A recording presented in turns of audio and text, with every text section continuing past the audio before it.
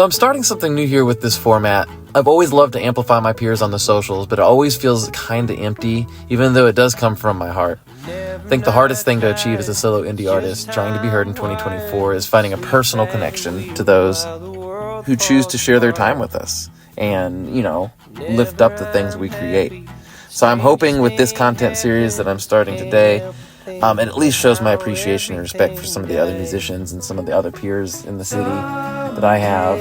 I have a lot of respect for a lot of people, and I'd like to, lift them up, and hopefully, you give them a listen and they've earned a new fan and you've earned a new piece of music that you just really love.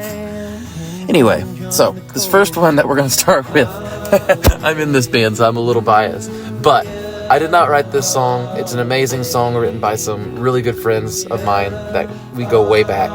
And this is all about songs that I want to amplify and lift up, so I can't justify not covering it.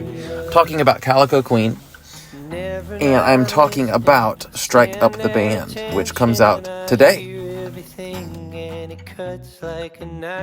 The band is comprised of Joe Kirtnich on guitar and vocals, Christian Rigdon on guitar and vocals, Tom Maxwell on guitar, Jake Smith on drums, and me, Aaron Billiot, playing bass on this particular tune.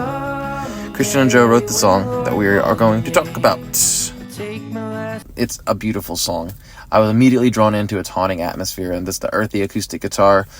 There's a barrel house piano that's just stabbing at the melody. It's slightly stretched off pitch, a little out of key after being sent to a vintage reel-to-reel, which just really sets the tone. And this is all before the vocals have even started.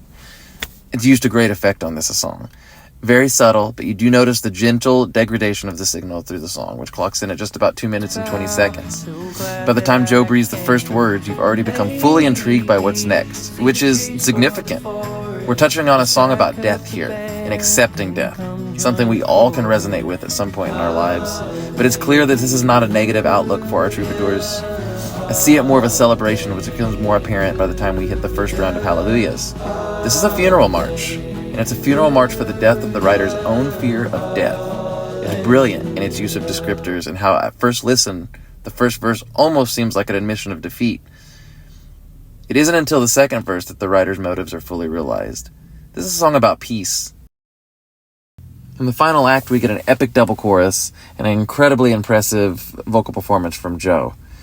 The entire song, you can hear the vulnerability in his voice, but there's just a desperation to the way he belched those hallelujahs at the very end. And with the rest of the band acting as a choir with the backing vocals, it's just an epic way to end a song. Shining performances from Jake as well on the drums, when those drums come in, which isn't until the full cut doesn't come in until that last chorus. And it's just so effective and just, exactly where the drums need to come in. Well, there you have it. That's my take on Strike Up the Band by Calico Queen. It's out today everywhere. Also, make sure to like and subscribe their videos on their YouTube channel, where you'll find the music video for this song. If you like what I did here, please let me know. Shoot me a message, or at the very least, just like and subscribe and share, please. See you next week with the Song of the Week.